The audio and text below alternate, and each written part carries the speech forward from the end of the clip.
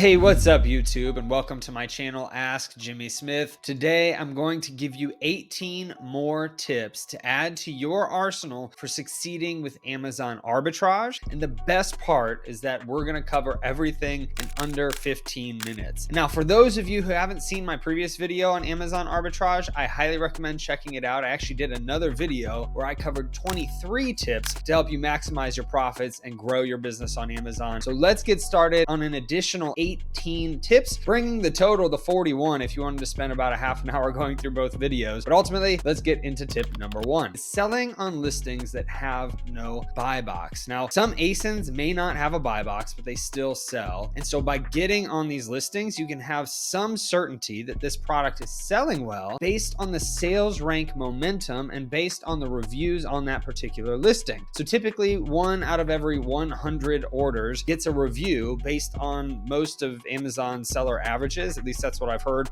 throughout my years on Amazon, 1 out of every 100 orders. So this can give you confidence that you can potentially test that listing if everything else checks out with Keepa and profitability. So ultimately, even though there's no buy box, it still may be selling based off the Keepa charts, and you might want to buy it if it is a good profitable listing. Tip number 2, selling on listings that have no sales rank but still sells based on the Keepa charts. It's a little different. The first one had no buy box. This particular listing has no sales rank. Now, these listings may be something to avoid if you're brand new with Amazon selling, but as you get better with Keepa, you can find many listings that have no current sales rank, but still show sales based on the new seller trend in that bottom graph of a Keepa chart, and or based off of the review count trend also in the bottom graph on a Keepa chart. Now, I go over this particular method in other videos on my channel, so if you're looking for a deeper dive into this, please check out those other videos. I have a whole playlist on Keepa that can help you tremendously in figuring out different products that you can purchase and sell on Amazon that may not traditionally meet the regular Keepa guidelines that we're usually looking for. Tip number 3 is selling seasonal products. So seasonal products can be a great source of income. Just make sure that you analyze last year's Keepa graph to determine how the product performed, because you don't want to be buying a product that was a dud last year. Maybe last year had a bunch of sales, but the price tanked because a bunch of sellers jumped on. So ultimately, this will give you an idea of what to expect this year, and it's going to help you avoid investing in non-profitable products if you're looking at a Keepa graph that has multiple years of history. Now, if it's a new listing, there's more that can go into it, but for the purpose of this tip, if you're selling seasonal products, it's always best to look at last year's history and make assumptions based on that information. Tip number 4 is actually selling glass products. So selling these glass products can be tricky, but it's an opportunity that many people overlook because they're scared of having products get damaged. But with good packaging and shipping, you can actually make good profits from selling these glass products. And so by going to the extra work, you may be able to have lower competition on some of these listings than you would on other products that you would think of selling. However, just make sure that you package these very well so they don't break in the FBA process. I'd rather you over prep these products than to under prep them so that you can have the best chance of making sure that they stay intact and get to the customer, giving you good reviews, good profits, etc. Tip number 5 is actually selling hazmat or hazardous materials products. So these are actually similar to glass products in the fact that hazmat can be a challenge to sell, but they can also be very profitable. There are differences in the prep requirements for hazmat products than regular FBA products. So just make sure that you follow all the necessary guidelines for packaging and shipping. Only do this method though as you become a more experienced seller, since the process is much different than typical FBA shipment. And I'd hate to see a new seller try to do hazmat products and get really lost in the weeds with a lot of it. So if you've been selling on Amazon for a while, check out selling hazmat products. You may be able to differentiate yourself from the rest of the selling pack, so to speak. Now, tip number 6 is actually doing hybrid arbitrage. I've covered this on other videos before, but hybrid arbitrage is a combination of online and retail arbitrage. I actually made up this term, unless I heard it from somebody else, then didn't realize it. But as far as I know, I've made up this term a while back for using apps like Instacart or DoorDash or TaskRabbit, where you can shop local replens or local products from your area that get delivered to you. Now, since you can do this from your computer while shopping the local store's products, it's a hybrid method of sourcing online while also sourcing local products. So I have a whole entire video on my channel for this process if you'd like to check it out later. It's a little bit of an older video, so have fun checking that out because I had like facial hair and stuff. But anyway, that video did very well for the longest time, and so I recommend checking that out now if you're interested in that method. Tip number 7 is actually buying cyclical replens to sell. Now, cyclical replens are products that stores run discounts on regular sales cycles. So the word towards cycles is cyclical. It could be every month, quarter, year, etc. But the stores that you're seeing these discounts from will continue to run those discounts at those particular intervals, so they can actually become replenishable on those time frames in your Amazon business. So instead of having a replen that you see every week, it may be a replen that you get every quarter. But once it hits those prices, you know that you want to go buy out more of those products because of that price, helping you be more profitable and sell more of those products. Now, you can actually check out the weekly store ads online, and you can make your shopping list for those products there. And this typically works best from a retail arbitrage or a hybrid arbitrage standpoint if the app you're using, such as Instacart or DoorDash, has discounts from those particular stores so that you can utilize it for hybrid arbitrage. Ultimately, if you go to a store online, you can go to their weekly ad. Those weekly ads should be applicable in store, and you can utilize that to find discounted items that you can sell for more profit online for arbitrage. Also, sometimes they actually turn into regular replens when they're at full price. So take advantage of the discounts while you can, but also use it to source more products for your business. Tip number 8 is actually joining masterminds and growing your community of Amazon sellers that you're connected to. So joining a mastermind group or community of Amazon sellers can be an excellent way to learn from other people and grow your business. So you're not only going to be learning new techniques from other sellers, but you're also going to be able to share experiences that you're having, which will help you grow and help you if you get stuck. You're there to help each other. This isn't a one-way relationship. You're trying to make it a multiple point win-win relationship. So definitely get involved with some other sellers that you trust and start learning from each other. I actually recommend a free Facebook group that has over 70,000 members in it that I've been in since 2015. You can actually go there at bit.ly/MST group. Or if you're looking for a paid, more intimate training group with masterminds as well, there's actually a $1 free trial for a group that I highly recommend. It's called the Business Building Legends group at bit.ly/legends trial. You can get the links below as well if you're interested in that. Now, tip number 9 is actually using credit cards to maximize cash back on your inventory purchases. So using a credit card that offers cash back on purchases can be a great way to maximize your profits. Just make sure though to pay off your balance in full each month to avoid interest charges. That's where people can get into sticky situations. Make sure you're paying it off in full each month. I've actually made over $10,000 in cash back through credit cards in 1 year before. I know people that make well over $40,000 per year in their business with just a 2% cash back credit card because they're buying so much inventory each year. It's a great way to get some money back as long as you're good at paying it off each and every month. Tip number 10 is to save all your online arbitrage links so that you can reorder your items faster. In the business world, time is money, right? And money is time. And so if you can save yourself time, you can also make some more money by utilizing this method. So by saving all of your online arbitrage links, you can quickly reorder the same products each time whenever they become available again or whenever you need to do that reorder again. Instead of having to search for these links, you can actually just save the links, which will save you time and effort. So you can actually do this with a spreadsheet. You can put the ASIN on the left side of the spreadsheet and put the link next to it for the OA link, or you can use a software like replendashboard.com to help you track all of your links with your ASINs. Tip 11 is to track and save your receipts using cloud storage and paper files. So tracking and saving your receipts is essential for tax purposes and to keep track of your profits if you need to access those receipts. Plus, it helps you in the event Amazon needs proof of purchase from an authorized distributor if you ever get any kind of account health violations. So I recommend using both cloud storage and paper files so that you have multiple ways to access your receipts when needed. It's best to have multiple backups just in case cloud loses your information or something happens with those paper files. But that's my recommendation. Tip number 12 is to turn your winning ASINs, your winning products on Amazon, into branded bundles. This is a method I've seen a lot of success with lately by multiple sellers. And this is by bundling your winning ASINs, the ones that are selling the most for you, together and then branding them with your own brand, having a unique product that stands out from the other listings and from the other competition that you'd be competing against. It can also command you a higher price. I actually know sellers doing over $8 million a year with this method, so do not overlook it. It works best though if you're a little bit more of an advanced seller. So if you're new, definitely focus on some of the other easier methods for sourcing discussed in this video, on my channel, other videos, etc., because you don't want to get into a situation where you're testing a bunch of new listings that you don't know if they're going to sell or not. So if you're new, stick with the regular basic arbitrage methods. If you've been selling for a while and you have confidence in your ASINs, check out doing branded bundles. Tip number 13 is to sign up for store ads. Now it kind of ties hand in hand with those cyclical replens, except you don't don't want to just go and find weekly ads each week on those particular store sites. You're actually signing up for the ads to be emailed to you and sent to you. Now, store ads can be effective because it helps you to find the best deals at the stores that you shop the most at. So one free software option that I've done another YouTube video on is actually called SalesGazer.